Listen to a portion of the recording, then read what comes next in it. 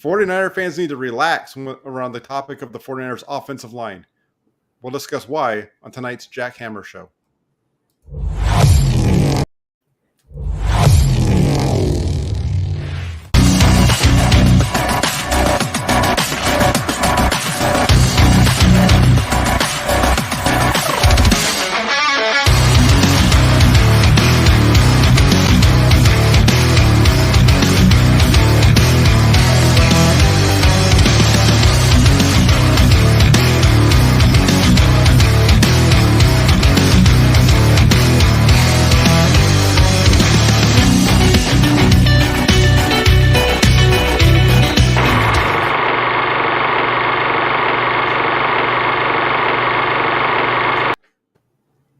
Hey, happy Tuesday, everybody! This is Jack Hammer of the Santa Rosa Press Democrat. With me tonight for the 49ers Throwback Show, as we do every Tuesday night. My partner in crime, So Real Suneil from So Real Sports Talk.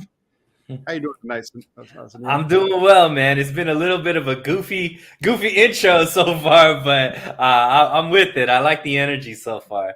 Hey, I'm so jacked up for tonight's show. I had to hit the start button twice on the music. I know. I'm stuttering my way through my words so far. Trust me, folks. The next 40 minutes or 50 minutes is going to be a lot better than the first minute and a half.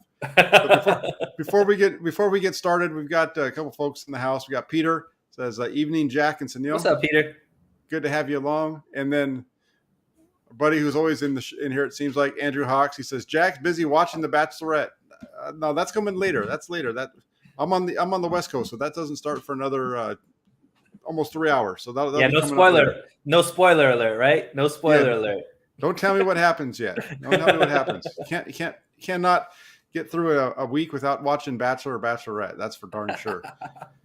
But get back to the topic of the 49ers. A lot of talk around this offensive line as we've gotten into now. We're just past the 3-week mark with the start of free agency, or at least the tampering period started 3 weeks ago yesterday. So we're a little bit past that, and there's been a lot of questions and concerns being shared about the offensive line, and so that we just want to start there. I want to get your take on where things are with that, Suneil. Yeah, and I mean, this obviously has 49ers Twitter ablaze, right? So it seems like it's open and shut case, Jack. The 49ers offensive line is worse. It's trash, and Trey Lance is going to be running for his life in the backfield. And I think you and I are on the same page when it's just, I don't see it that way. Now, can we clearly and decisively say that this offensive line is better than last year? No, we can't. But I also don't think we could clearly and decisively say that this offensive line is worse. And the reason why is because there's so many players that are going to be put into, or at least slated to be placed into this offensive line, that we just don't know what they're capable of. However, they do have a lot of upside to them as well, being younger, more athletic, and so on and so forth. I mean, this offensive line last year kind of depends on what you use as far as grading them, but I've seen them graded as low as like 9th as far as the offensive line unit based off certain metrics. I saw PFF rated them as number 3 offensive line. Obviously, PFF is PFF, so you never know how well those metrics are. But I just think that a lot of people who say that this offensive line has gotten worse equivocate younger to being worse, and I just don't know if that's the case. I mean, Aaron Banks obviously is moving into left guard, who is going to be replacing an all-pro level player in Laken Tomlinson. That is a big loss, but Creed Humphreys was in the same round as Aaron Banks, and Creed Humphreys was the number 1 rated center in the whole league last year. So is Creed Humphreys moving in as a rookie last year for Kansas City? Did that make their offensive line worse? No, it actually made them a lot better because he solidified that position. I don't know if Aaron Banks is going to play to the level of Creed Humphreys, but I do know he's moving back to his natural position. He was somebody that the 49ers used a 2nd-round pick on. He's a big body guy playing from a school in Notre Dame that's known for developing offensive linemen. So I just think that this offensive line is gonna be baseline okay. enough for this team to still be able to be competitive, but has the upside to be solid as well with the youth and athleticism that's being brought to it as well.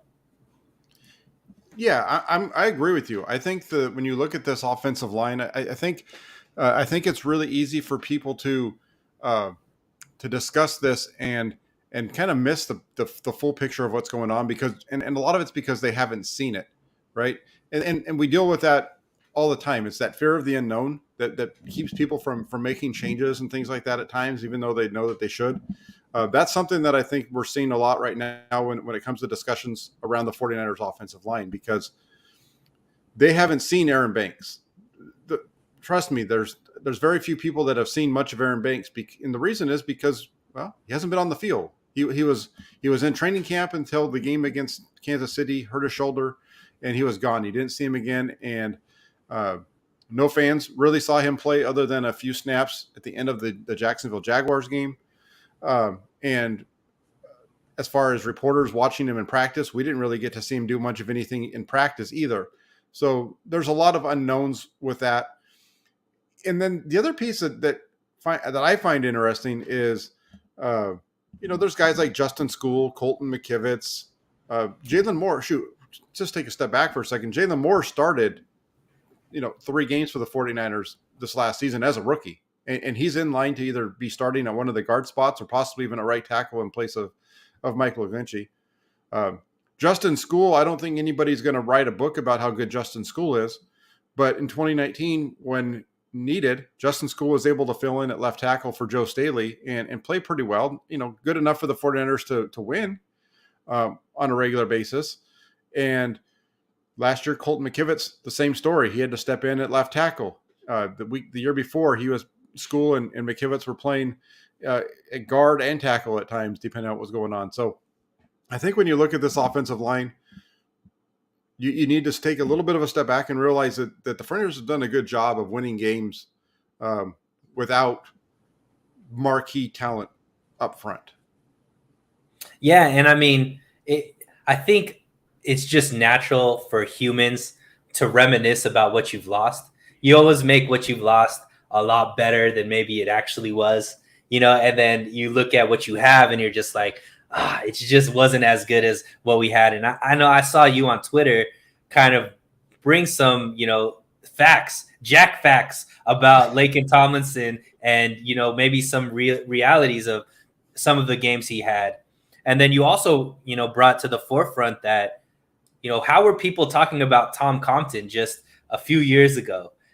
He was, I think, at least with Grant, I remember him being the butt of a lot of jokes, a lot of Grant jokes with Tom Compton.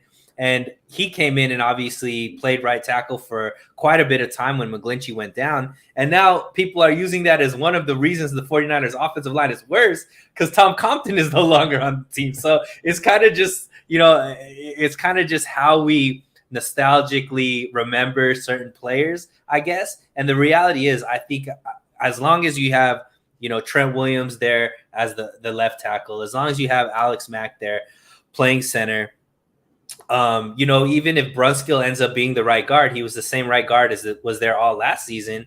And then you have, these tackles. McGlinchey comes back great. If he's not healthy right away, obviously you have Jalen Moore there. You have some other guys that you mentioned as well. And then Aaron Banks, it's not like Aaron Banks is a throwaway player.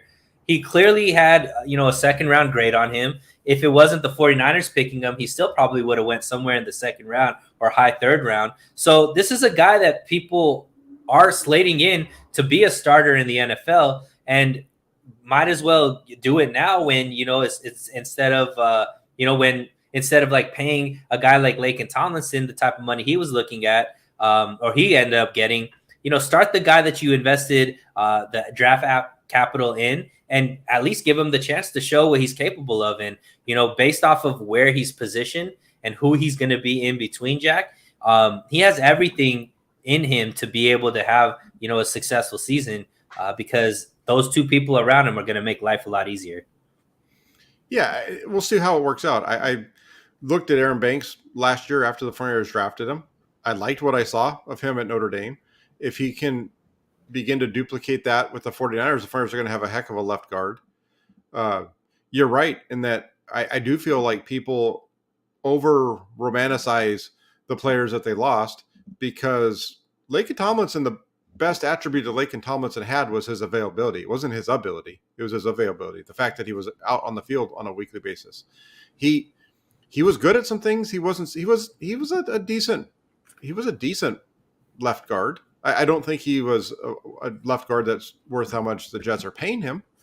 And like you said, I pointed out the fact that it was his missed block that led to Jimmy Garoppolo getting hurt in 2020. It was his missed block that led to Garoppolo hurting his shoulder against the Cowboys. So in a roundabout way, I guess we can blame Laken Tomlinson for Jimmy Garoppolo still being on the roster, right? Yeah, and I mean, it's not like Laken didn't benefit from having Trent next to him the last 2 years, right? So, I just believe that when you have the type of talent that the 49ers are going to have surrounding Aaron Banks, he'll be fine. Now, the right side of the line was the weakness last year. It'll continue to be the weakness this year, even if McGlinchey is there, just because it tends to be more of a question mark there. But hopefully McGlinchey could come back to some semblance of what he was. And if he's not, then we have to ride with some of these players that are coming in. And Jack, I'm not, the 49ers are not, they got Trent Williams in a draft day trade. So I don't know if the 49ers are necessarily done adding to this offensive line. If they do see that the team doesn't have the amount of talent that they need to be competitive, I do believe that this team will go out and somehow get that talent on the team, because they know what they're doing as well. They're not here in a rebuild. They're here to win championships. And I think that they'll go quote unquote all in, like everybody's throwing around. The minute that they realize that they need more talent, I think they'll go get that. I just think they don't think they need that right now. Yeah. When you look at the offensive line, like somebody said earlier today, they were talking about, some of the losses and so on and so forth. And I see Lee mentioned Alex Mack in here, McGlinchey being injured, and we're not sure about Matt coming back. We're not sure if it's going to be McGlinchey at right tackle. And my response to that is, well, let's take the Mack one first.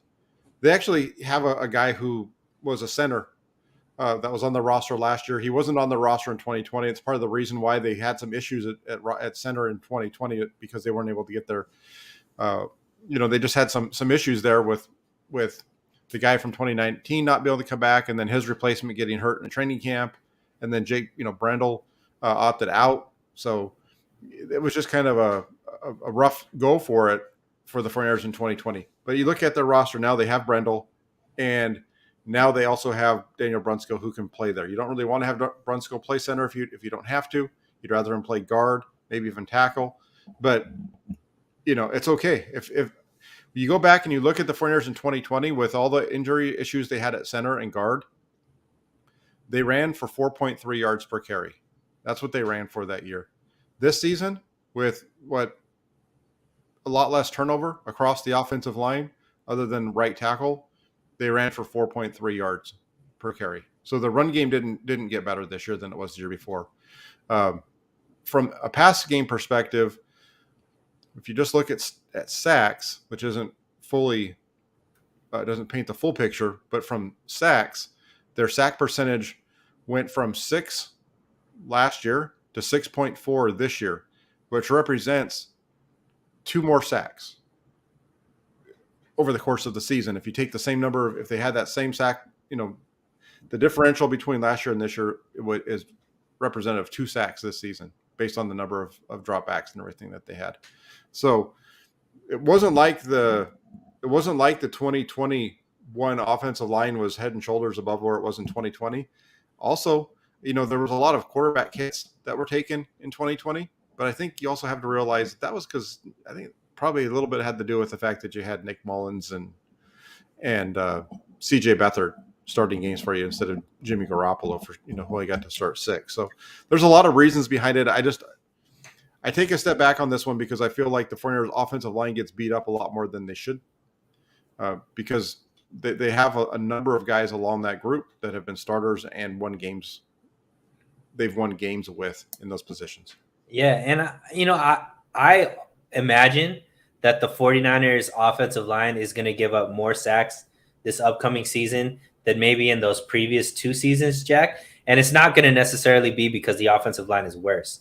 I think it's going to be the change in quarterback. Like Trey Lance likes to hold the ball. He likes to a longer. Obviously, one thing that I know a lot of people don't like saying anything that Jimmy does on the field is actually elite, but his release time is elite. Like his quick release is one of the highest in the league every year that he's played, right? So that quick release and his ability to get the ball out of his hands very quickly helps the offensive line and helps them, from taking as many sacks.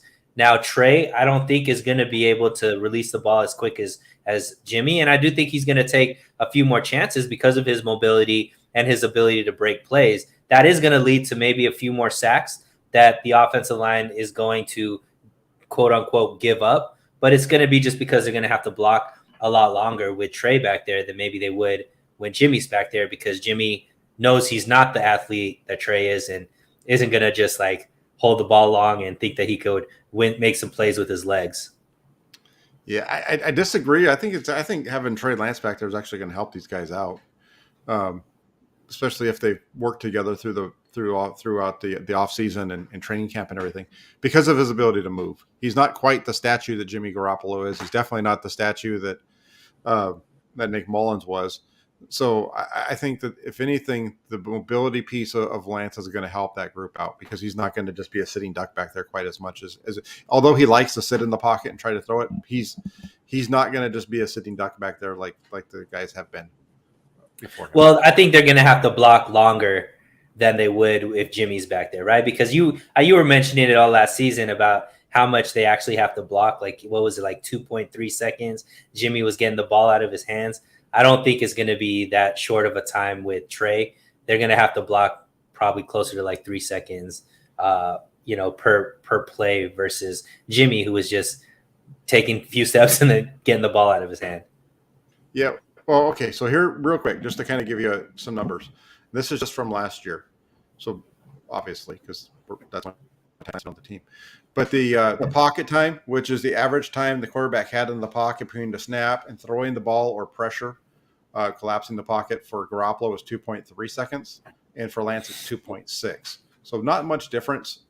I think when you compare that across the NFL, it would be interesting to see where Lance falls, because those numbers, those pocket times and those kind of things, time to throw and all that kind of stuff, which is how some of the other places measure that. I think it's it's we're looking at 0.1, 0.2 difference from the quickest to the guy that's in the middle to the guy in the bottom. Right. So Lance is at a decent number at 2.6. So I think they'd be okay. Let's just take a look at this really quick. So he's at 2.6. Let's go back and let's look at this with last season. So Nick Mullins was 2.4. CJ Beathard was also at 2.6. So maybe you have a point there. Garoppolo it's interesting there how Garoppolo is very consistent with that. Yeah, I mean, I don't know the stats like you just brought up. I'm just going by the feel and the eye test. Lee Ving brings up a great point. Isn't that going to be the most of Lance's learning curve, when to give up on the called play or pocket breaks down and take off and run? I do think that that's going to be, something that maybe earlier in the season we see, Trey take some more sacks because he's trying to make that play. And later on, as he starts learning and feeling more comfortable, he'll learn when to throw the ball away or when to just take off running versus try to make a play with his arm. So I did see that as maybe some of the weaknesses of Trey last season in the games that he was playing in. He tends to hold the ball a little bit, but it's good. I mean, you want that because, some of those plays that turn into a loss will turn into a big play as well, because of his upside. Yeah, I would just say really quick, the thing with Lance is, if we go back and we just watch the two starts, he moves pretty good though. So yeah, absolutely. You see him do it against Arizona. The thing with Lance is he doesn't run nearly as fast as his 40 time would make you think. So we'll get on that one down the road. But yeah, I think we're both on the track that this offensive line, the worry in the offensive line, I understand. I think we both understand why there would be some worry there. But right. The over the top feeling like this offensive line is going to make it so that the offense is unable to run.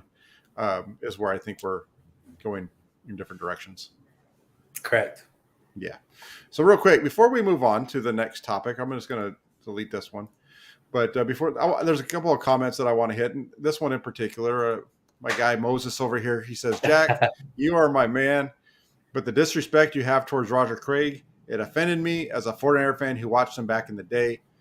If you don't know what this is about, Suneil, it's because on the show last night with Rob, I mentioned that I do not believe that Roger Craig deserves to be in the Hall of Fame. So that's the reason that Moses is upset with me here.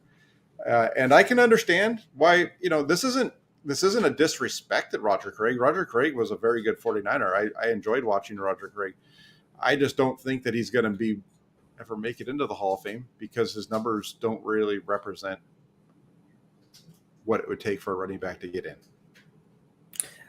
Yeah, I mean, I don't know Roger Craig's numbers right off the bat, but, clearly the running back position is one of the most glamorous positions, I guess, when it comes to guys that are making it in the Hall of Fame. I mean, people right now are talking about Frank Gore is not even going to make it in the Hall of Fame. And, so it's like there's a lot.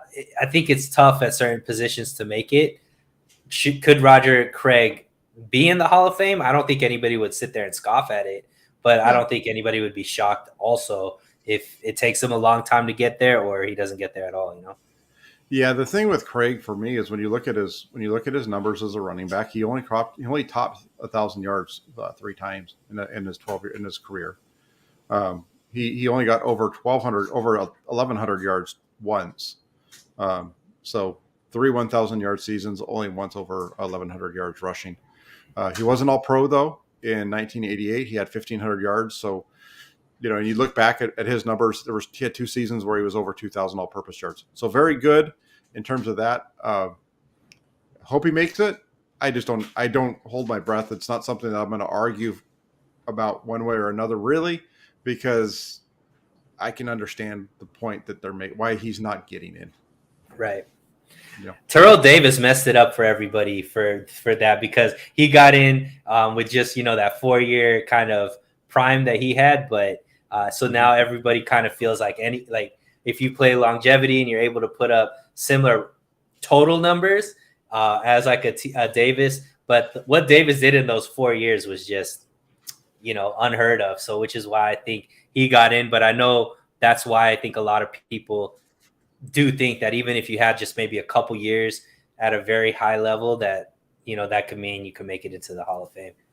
Yeah. And it's an interesting, that's one of the names when I was having this discussion earlier today with someone is kind of a situation where it's like, he didn't play very long and you're kind of putting him in mostly because he was one of the few running backs in the history of the NFL that got over 2,000 yards, right? You're kind of putting him in there mostly because of that. And so if that's the case, and, Roger Craig deserves to be in because he's the first guy that got over, the 1,000 club, right? Because he did it before Marshall Faulk did it. But for me, that's already in the Hall of Fame. The 1,000 piece is in the Hall of Fame. Probably should be the same thing for those guys that are getting 2,000 yards. If that's kind of one of the main reasons they're getting in.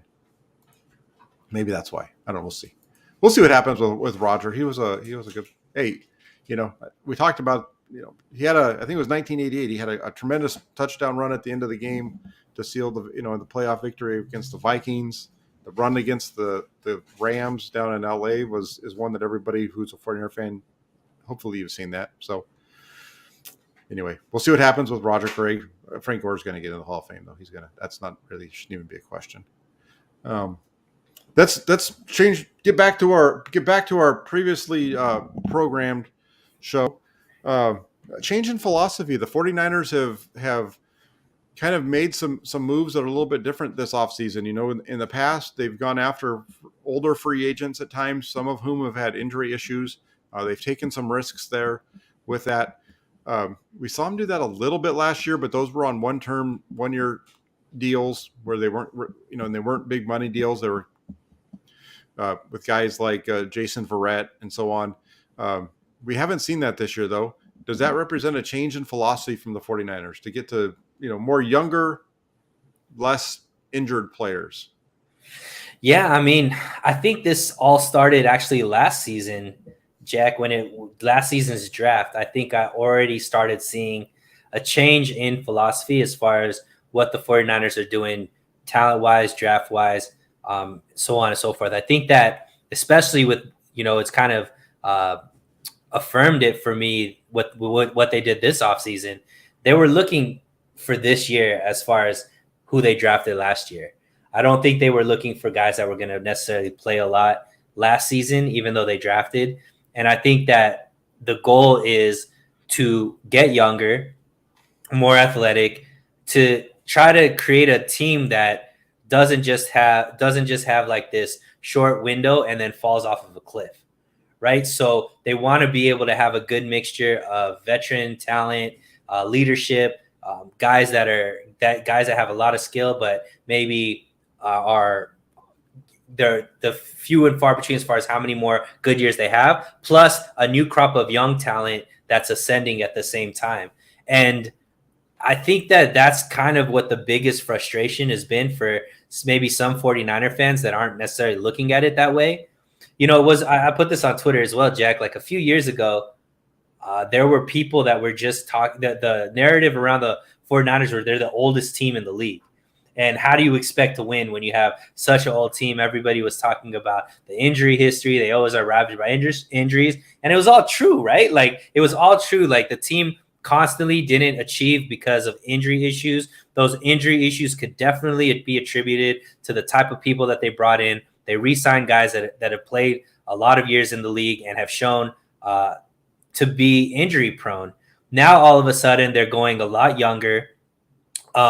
They are only bringing in guys that are young with very few injury issues. There are some players they brought in that have some injury woes, but like for the most part, nobody really has any major injury issues. And now people are talking about the team isn't trying to win, right? So it's kind of like you can't win either way, right? But I really do think that there is a change in philosophy, and I think it revolves around this team eyeing a dynasty versus just winning a championship and then having a hard time to get back there. And there is some growing pains as far as a 49er fan to really be patient with it. But I do think that we are going to see this team compete at a very high level for a very long time. And a lot of that is going to be based off of the pieces that they're bringing in that are very good, but very young as well. So I do see that. And I'm actually a big fan of it as well, Jack. Yeah, I think what we're seeing is we're seeing a team that has drafted some really good players, because when you go back and you look at the guys who are making the big money, Nick Bosa is going to make the big money, Deebo Samuel is going to make the big money, but outside of that, you have Fred Warner, top paid linebacker in the league. You've got Kittle. George Kittle, who's the top paid at his position. Kyle Juszczyk is but he wasn't drafted. He was a free agent acquisition. But four of those guys right there, in Samuel and Bosa as well, are guys that they drafted and they brought in that have reached a level that's going to get them paid the big dollars. And I think with the 49ers where they are right now, they're at a position where the salary cap, they still have room to work around it. But they also have they're on the high end with a few players, and I think what they're trying to do is trying to build something that's going to be sustainable for the long term, and that's getting younger, that's getting healthier, all those things, because where they've been bitten in the past is the health issue, and so they saw that as an issue, I think, and they've made some changes there. So I definitely feel like there definitely has been a change in the way that they go about their business. Yeah, and I mean, it's exciting as well, Jack, because I think this is the first draft where you can see maybe the 49ers do something that maybe isn't as on brand as what we've seen the past, 5 drafts that we've seen them do. And the reason for that, to me, is I really do think that the Kyle Shanahan is changing as a coach, and not necessarily like 180 type change, but he is starting to bring in, more coaches that have a strong personality and a strong presence, that aren't going to just be guys that are like, thank you so much to Kyle Shanahan for giving me the opportunity, or all their success can be linked to Kyle Shanahan. he's bringing in guys like Anthony Lynn and, mainly Anthony Lynn, as far as a guy who's been a head coach on his own.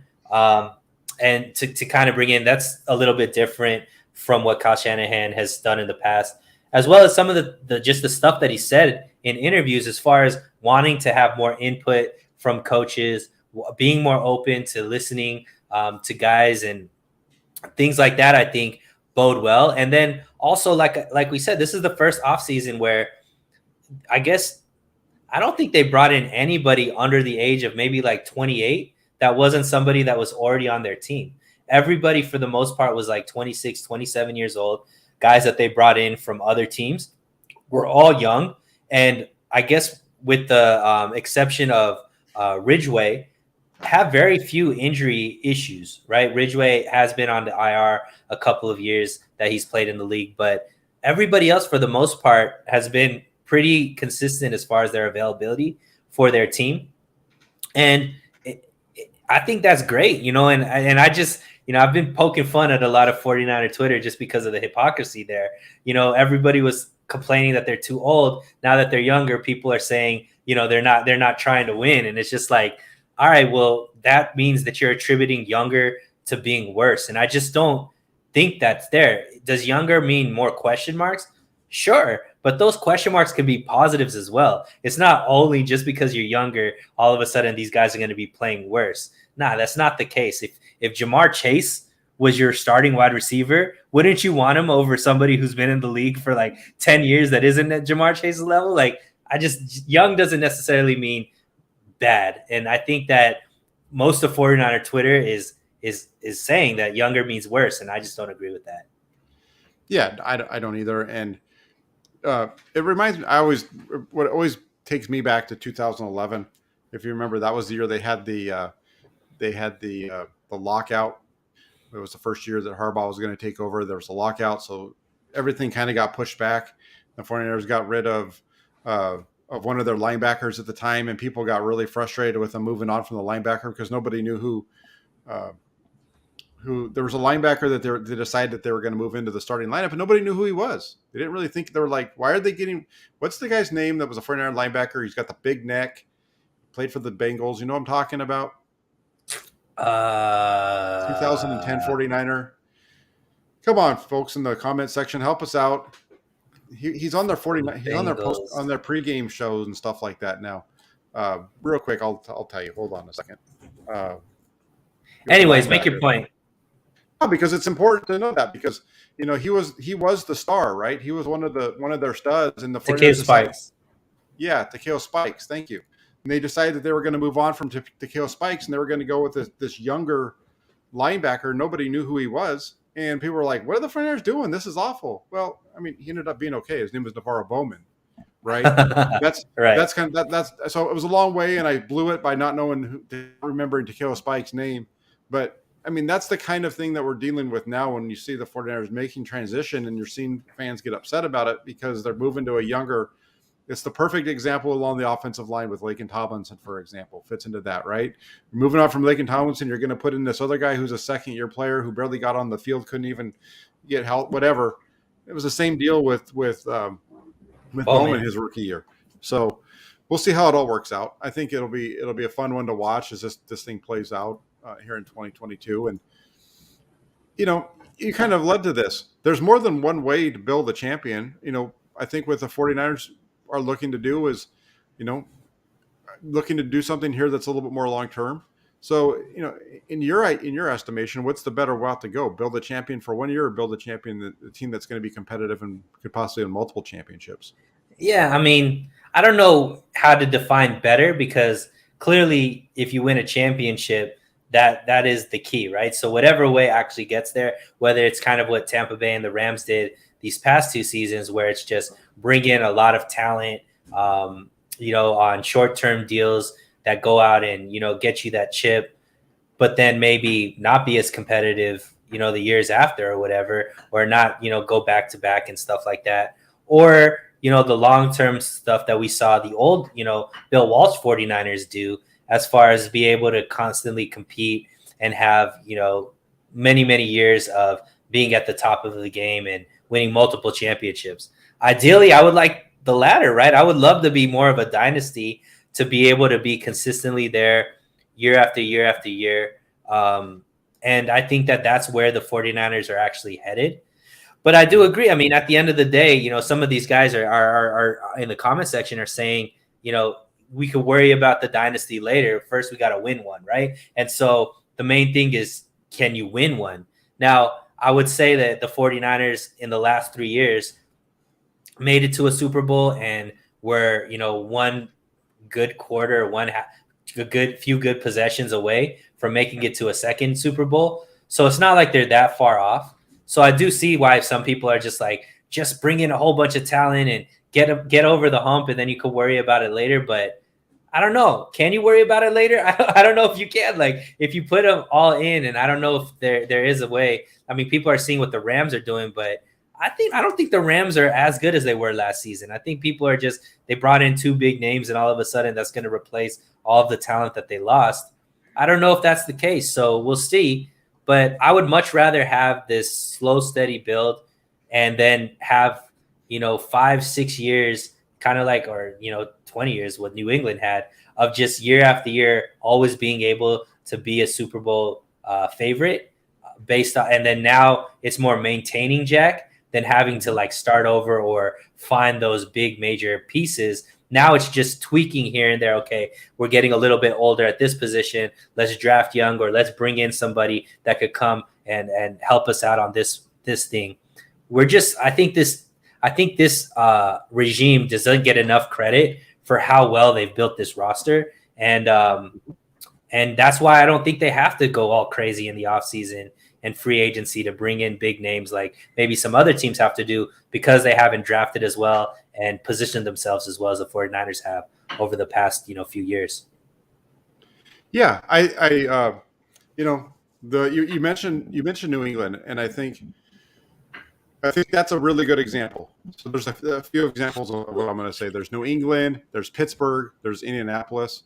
Those are 3 teams who had long-term sustained success in recent years, over the last 20 years. And really what it comes down to in the NFL is it comes down to the guy you have behind the quarterback, behind center. It's the quarterback. And I know that's kind of an easy thing to, you know, it's easier said than done, but it's if you want to sustain it, you need to have a quarterback that can get it done. Now, that should give 49er fans hope, because they were able to do it with Jimmy Garoppolo. The 2 years that Jimmy Garoppolo was healthy, they were in an NFC Championship game and a Super Bowl, right? And so if you're of the belief that the 49ers are getting better by moving off of Garoppolo to Trey Lance, you should feel like everything that the 49ers are doing is leading them to sustained success, because they've shown that as long as he's healthy, they're going to do it. And their roster building, even in 2020, going back to that year again, if they just had been able to keep Garoppolo healthy, if that hit doesn't happen in week 2 to his lower leg, and he's not, and that happens, if he's able to play that year, that's a playoff team. They might not have made it to the Super Bowl, but they're a playoff team. And I think that with Trey Lance, they're expected to be better. And I feel like the 49ers have a chance here for a long run for about the next, like you said, 5 years with Lance, before he's going to, you know, even one Lance, I think first signs is, if he's the guy that everybody expects, the 49ers are in line for about a good 5-year run right here. Right. And I kind of cheated on your answer, but you know what I'm saying. I think I think I would rather have sustained success than have a 1-year wonder and then have it all fall apart. Yeah, I mean, how happy are the Eagles fans right now?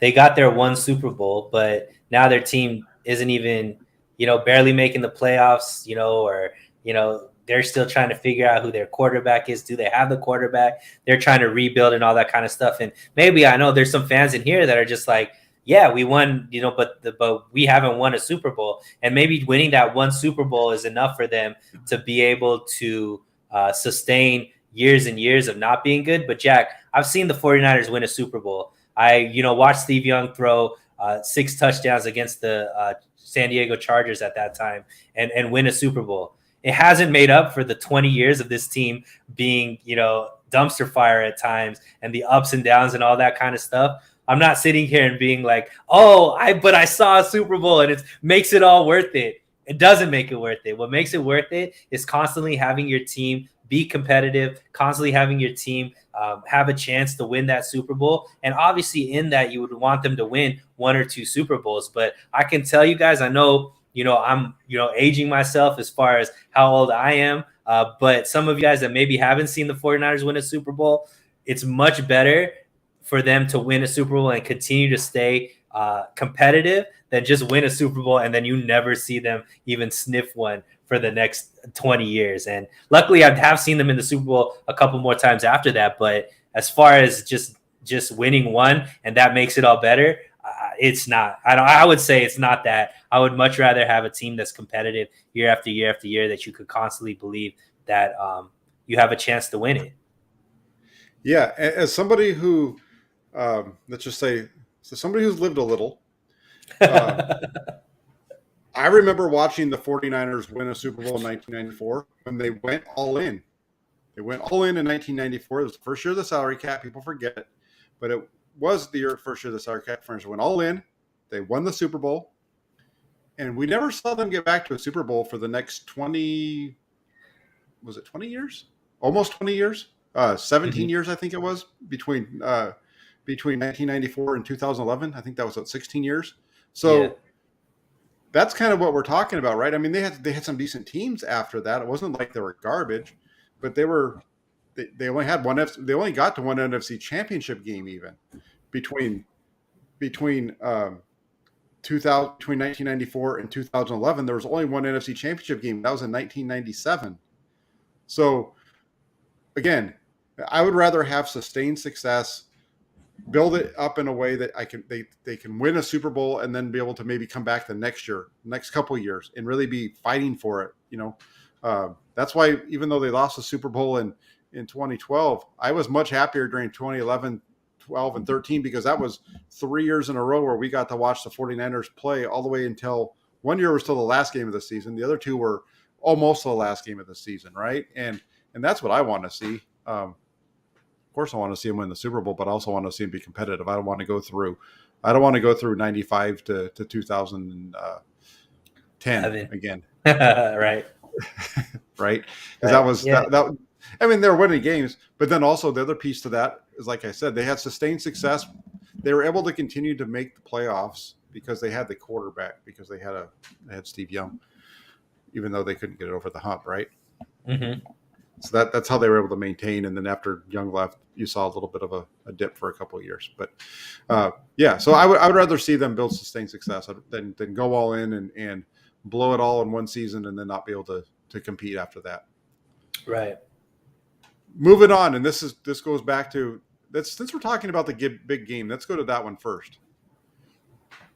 Is Kyle Shanahan going to win a big game? And here's, I know that they won the NFC Championship in 2019, but he's been to his last 3 runs into the playoffs have all ended in similar fashion. Fourth quarter collapses. Is this the year that he finally figures out how to get over the hump in a big game? Yeah, and I mean, I think this goes back to an earlier point I was making, Jack, that it looks like Shanahan understands that. And, one of the things I remember when we first, like one of our first shows that we did when I came on Hammer and Nails, it was me backing Shanahan, and, you were kind of the peacemaker as far as, both sides, and then Jesse was just straight anti-Shanahan as far as, his decision-making and stuff like that. But one of the things you guys both were pretty adamant about was Shanahan was very stubborn. He kind of tends to do things his own way and, to a fault, obviously. And his late game kind of decision-making has been his Achilles heel. And, this offseason and I think mid-season of last year, you started hearing him speak a little bit more about other people's input. And especially this last interview he did around the owners meeting when he was talking about just why he brought in a guy like Brian Greasy. And I'm sure it extends to a guy like Anthony Lynn. I think having these guys that are more cerebral type coaches, guys that maybe can deem a little bit more command a little bit more respect. Brian Griese with how long he played in the league, and Anthony Lynn with, you know, the coaching experience that he has, and even a guy like D'Amico, who I think is, you know, obviously building his I guess reputation with his success from last season. I think Kyle Shanahan being open to more people's input can help him maybe make a little bit better decisions when it comes to late game decision making, versus maybe just going with just himself. Because I don't know if Mike McDaniel has such a big pull or had the confidence, maybe. I don't know. But I'm thinking just because of all the success that Mike McDaniel has had was tied into Shanahan. I don't know if he had the confidence to be able to be like, no, that's the wrong play. We need to do this, right? Right. But I don't think Anthony Lynn will have that issue. And so Anthony Lynn being the guy that's coming in as that role, I don't know if he's necessarily the savior. Like he's not necessarily known for his late game heroics either. However, however, it is obviously another point of reference that maybe two heads or multiple voices can at least give different options versus just what Kyle Shanahan's instincts are to go with right away. Yeah. I think that he definitely needs. Yeah, I could see where you're going there with like Mike McDaniel, because you're right. He was kind of always the guy under the wing. I don't know if there was ever a time, we would never know because they won't tell us. But if McDaniel said, "Hey, no, that's not what we should be doing here. We should be doing X, Y, or Z," right? I don't know, and I don't know if I agree with you on Anthony Lynn being the guy to do it either, because like you said, he had kind of some struggles there when he was in with the Chargers his last year. With, if I remember correctly, there were a number of blown fourth quarters in that season for them. I think it's real easy for I'll give Kyle Shanahan the tip of what he needs to do. If you're ahead, run the ball. If you're behind, get the ball into the hands of your best playmaker. Because in Los Angeles, how many times did Deebo Samuel touch the ball the last two possessions of the 49ers had? None. The Super Bowl that he lost against Atlanta, when he was with Atlanta against New England, he's in field goal position. All you got to do is run the ball 3 times, kick a field goal, you go up by 11. We're not even talking about this anymore if you just manage the clock right in that situation. Against the Chiefs, the 49ers open up with a big run, and what do? They throw. They get away from the running game. And the Chiefs even said, we're more than happy to see them, get away from the run and start throwing the ball in that situation. So just do what you do best. Stop trying to be creative when the game is on the line. Go out there, just do what you've done best all year long, and get the ball into the hands of those guys. And I think you might be able to close it out. We say, my whole life I've been in sales. We have this, saying it's called KISS. Keep it simple, stupid. And that's kind of what Shanahan needs to do, is like he just needs to not overthink it. And you could see it's coming from a place of outthinking himself, Jack. Like he's already trying to anticipate, well, if I do this is what the other team's going to do and all that kind of stuff, versus just being like, look, I'm better at this. No matter what they try to do, they're not going to be able to stop this. And just keep it real simple. And I think his issue has been overthinking, which is why I think that just having other people that maybe he respects a little bit more, maybe won't give him the right answer, but will cause him to not overthink as much.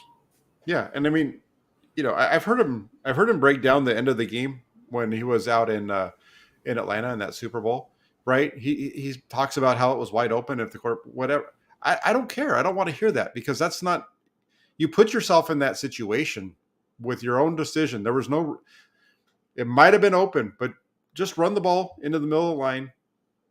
They're shutting you down, but just run the ball into the middle of the line and kick the field goal. You had a really good field goal kicker, and you're right, and so on and so forth. It works its way in 2019 and 2021 too. Keep it simple, stupid. Get out there and do it. I'm not calling you stupid, Kyle, but just get out there and do a better job in late game situations, and everybody will get off your back a little bit.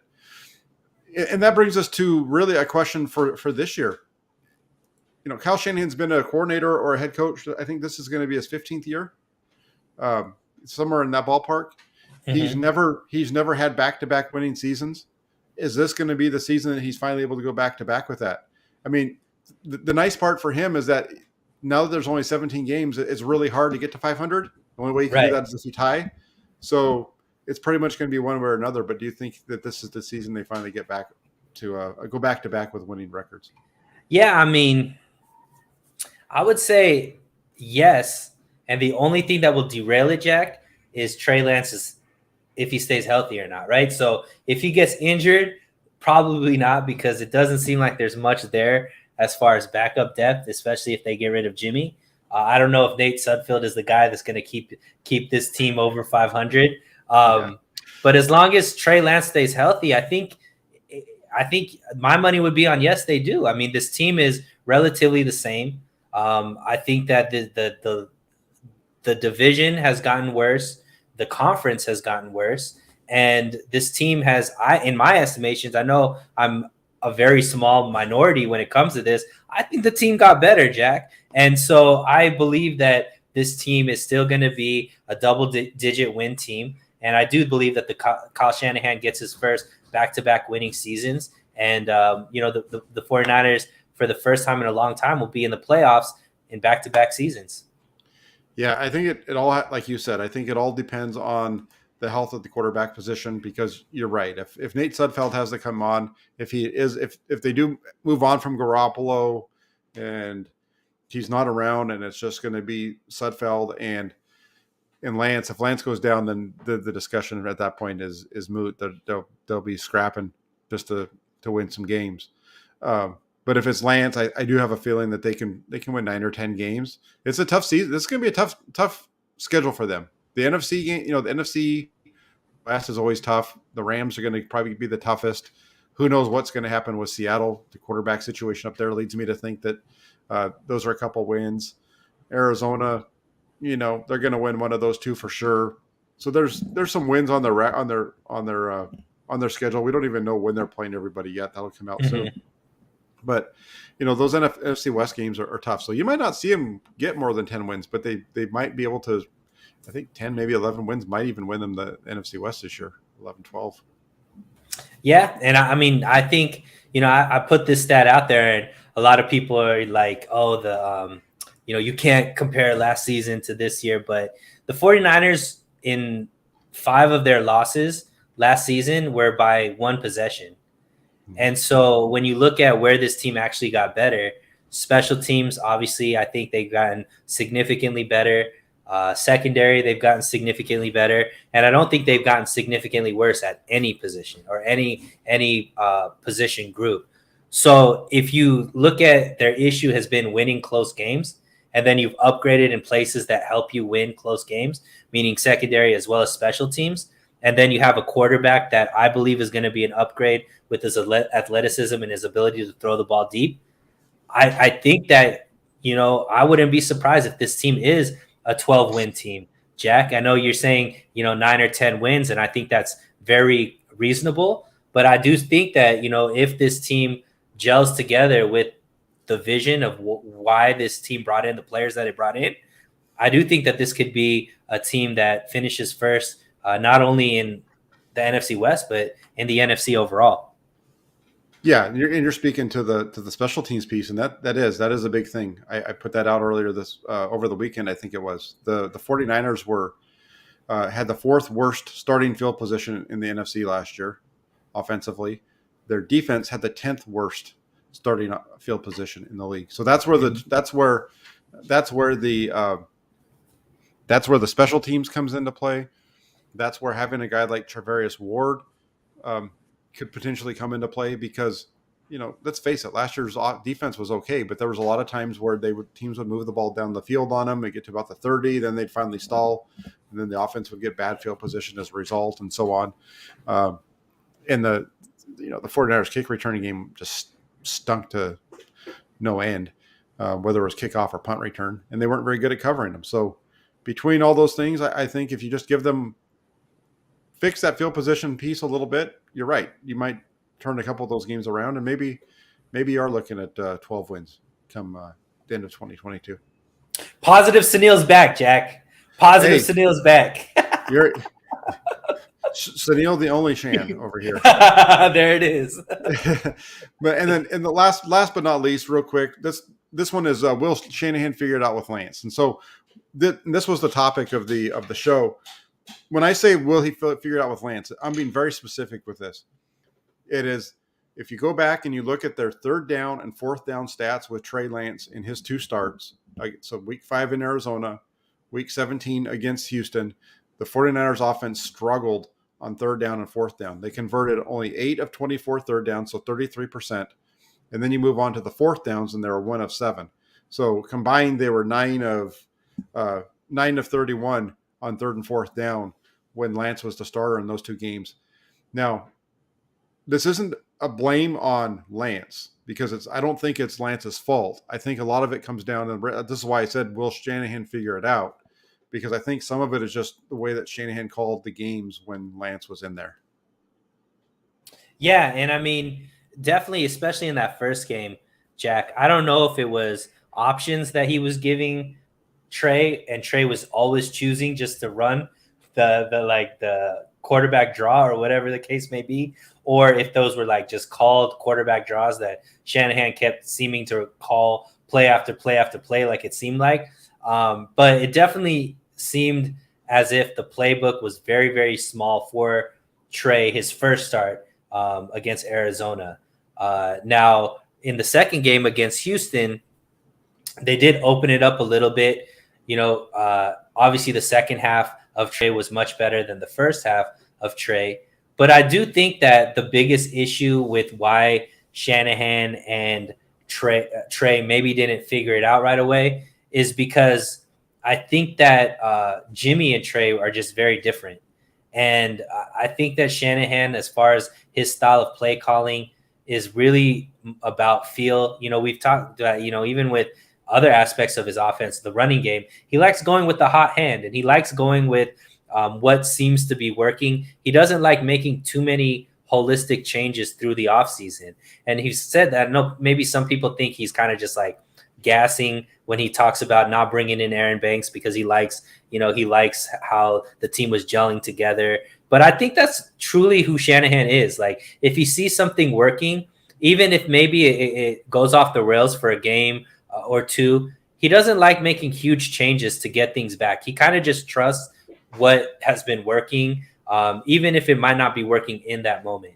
So I think that played more of a role why Trey didn't look necessarily as good, or like you phrase it right now, it wasn't working out, or they didn't figure it out. I think now that Trey Lance is for sure going to be the starter, and you've seen he's talked that both Trey and Shanahan have talked so much about how often they're speaking.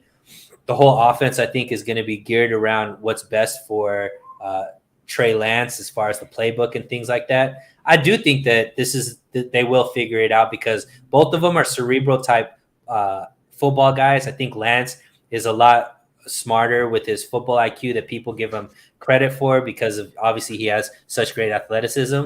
And Shanahan obviously is a cerebral player. I think that we're going to see this duo not only be good, but be good for a long time because they're going to be building it together.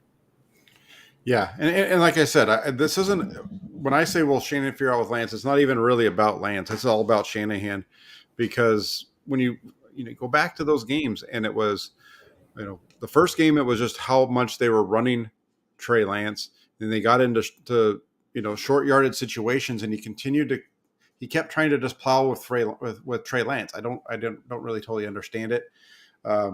He also went for it a lot more with Trey Lance. It was like he figured he could pick up those short yardage plays, and we saw them get burned by that in Arizona. We saw them get burned by that against Houston in the beginning of the game in week 17 out here. Those a couple times in the first half where they were in position to maybe kick a field goal or just on the edge of that, and they go for it on fourth down and they're running, and it's I think one of them was an option where he comes down the line of scrimmage and they get stopped, and the other time was I think a bootleg out to the left or something like that. I think it was actually a zone read out to the left side, and he gets chased down by Justin Reed. It's just stuff like that. It's just Shanahan, I think, needs to, for me, and I've said this before, and I'll probably beat this till like a dead horse throughout the offseason. I just want to see Kyle Shanahan run the offense that he would run with Jimmy Garoppolo. Just run that offense, because all of the big throws that you want from Trey Lance are all built off of what you normally do anyway. Stop using the kid as a running back. Use him as a quarterback. Maybe if you want to do it a couple of times a game, you do it, but you don't overdo it. You just maybe, let it come natural, because Trey Lance is in scrambles, off of called passes, is a much better runner than he is off of called runs. Yeah, and I mean, I think they have a full offseason of no question who they're going to be preparing for as the starting quarterback. And I think that's going to bode very well for the team. And I mean, Shanahan is a smart guy. And if he has a more talented quarterback, you don't expect him to get worse. So I think that it's just going to get better. And I do believe Trey Lance is much more talented than Jimmy Garoppolo. And I think that's going to play well. And I agree with you. I don't know if there's going to be holistic changes as far as the schemes and stuff like that. But I do think this offense is going to look a lot different, because the top is going to be off, right? Brandon Ayuk isn't going to be just running wide open down the field without even being looked at. He's actually going to get the ball thrown to him, more often, which is going to be fun to see. Yeah, absolutely. And like, Bolivar says here, let's judge Lance and offense after full OTAs and preseason, with Lance playing with the first team offense. Chemistry take time. Yeah. And that's this. And again, this topic isn't even about Lance. I don't have it. And I'm sure there's people that are talking about Lance. I don't have an issue with them. I want to see the coach do a better job of working around it. This is about Kyle Shanahan, not even Trey Lance. Because, I got myself in some trouble today, Suneil, by pointing out the fact that Lance had 5 passes knocked down out of like 71 attempts, and Garoppolo had only 5 out of like 400 and something. And people didn't like that, even though I didn't even give an opinion on what I thought. Yeah, you need to call the segment "Stats with No Emotion," because people think that you're making. Look, when we say people, I kind of egged everybody on by saying that Jack's trying. According to Jack, Jimmy's a better quarterback than Trey. So I definitely added fuel to the fire. But I mean, I think that I love Trey Lance. I want him to be the quarterback here, the starter. I wanted him to be the starter last year. But I'm also a guy that watched him play, and he does have things he needs to work on. He did throw the ball into the defensive line a few times, or threw it right at players, and that weren't on our team. So I think that to act like it's just going to be all smiles and Hallmark cards is a little naive. However, I do believe he is going to figure it out. Week after week, he's going to get better and better, and this team is better off with him behind center. And not only for this upcoming season, but for the long haul for 49er fans. We have a lot to look forward to over the next half decade to decade with Lance as the quarterback. Yeah, absolutely. I'm looking forward to almost as much. I'm looking forward almost as much to watching Lance play as watching the way, if he doesn't play good, watching the way that everybody who was ripping Jimmy Garoppolo last year now defends those mistakes under Trey Lance. It'll be fun to watch instead of just calling it like it is, right? Right. Stats with no feelings. That's going to be the new segment on the Jack Hammer Show. It's not even stats. It was just I was funny because I was looking like for something else and ran across it, and I was like, oh, that's interesting. So I decided to tweet it out today, and everybody, I think people just got a little over emotional on that one. Wait, 49ers fans getting over emotional, Jack? That never happens, bro. Just wait. There's a tweet running around. Hope you're doing good, Blind Tom. Says, where is it? Here it is. He says, hi guys, nice day. Spent all afternoon working on the Harley. I think we will lose no more than 5 games. It all depends on Shanahan calling a good game for Trey. Going to be 90 plus this week. Yeah, it's going to be hot this week. Thank you very much for the donation, Tom. I really appreciate it. If I didn't get myself in trouble with my Trey Lance take today, I'll get one. I'm going to get myself in trouble later on when I jump on Twitter and I give the my food take that might cancel me. That's the big thing on Twitter today, because I got a good one that I think people are going to enjoy. As long as it doesn't revolve around mayonnaise, I think you'll be good, Jack. You don't like mayonnaise and banana sandwiches? If that's the take, you will definitely get canceled, my man. If that's the take, you will definitely get canceled. And I will be the first person leading the charge.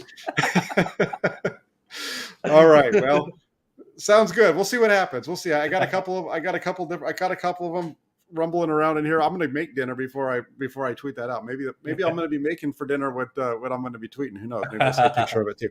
But hey, real quick before we jump off, thanks Neil for coming on. Really appreciate you taking the time. Yeah, and I mean, I appreciate being on it, Jack. You know, I love coming on here and talking shop with you. The guys in the comment section have been amazing. Moses coming from Fresno, California. I'm Bakersfield, baby. Central Cali love, my man. But yeah, I just want to say, you know, I'm at right around 800 subscribers right now, Jack. I'm really pushing to get to 1,000 before the season starts. I don't know if the guys in the comment sections, if you like, you know, what you heard from me, please take a second to go over to my channel and hit the subscribe button. It really helps me, you know, move forward, get into those algorithms, and try to build my channel up as well. And, you know, obviously like this episode, you know, share this on Twitter or to all of your friends. We definitely want to get this show bigger as well, Jack. That would be amazing. But always love the opportunity to talk to you, Jack. Yeah, no, it's always fun. Make sure you get over to So Real Sports Talk TV and hit that subscribe button over there. Before you leave here, though, if you're not already subscribed, do me a favor, hit this. Look at right what it says there above. Suneil, I don't know, whatever way I'm doing it there. It says like and subscribe. There you go. Thank you. That's even better. It's better than me pointing in two different directions. So subscribe, like, hit the bell notification so when we go live. And then get yourselves over to 49ers.pressdemocrat.com where you can see all of the writing that I'm doing. There was a new article that came up today, all talking about Kyle Shanahan. So take a look at it. Really appreciate everybody coming on tonight, and we'll be back with Suneil next Tuesday night, and then I'll probably be doing a call-in show the next couple nights. So have a great one, everybody. Take care, and talk to you all soon.